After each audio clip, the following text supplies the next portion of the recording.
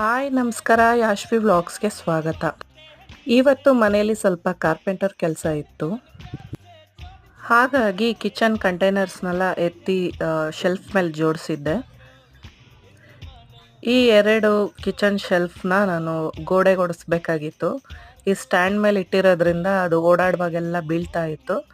So ಗೋಡೆಗೆ ಹೊಡ್ಸಿದ್ಮೇಲೆ ಈ ರೀತಿ ಕಾಣಿಸ್ತಾ ಇದೆ. ಇವಾಗ ಸ್ವಲ್ಪ ಆರಾಮಾಗಿದೆ. ಹಾಗೆ ರಾಘವೇಂದ್ರ ಸ್ವಾಮಿ ಫೋಟೋ ಫ್ರೇಮ್ ಕೂಡ ಒಡೆದೋಗಿತ್ತು. ಅದರಿಂದ ಅದನ್ನು ಎತ್ತಿಟ್ಬಿಟ್ಟಿದ್ದೆ. ಸೊ ಅದನ್ನು ಹೋಗಿ ಫ್ರೇಮೆಲ್ಲ ಹಾಕ್ಸ್ಕೊಂಡು ಬಂದು ಅದನ್ನು ಗೋಡೆಗೆ ಹೊಡ್ಸಿದ್ದಾಯಿತು.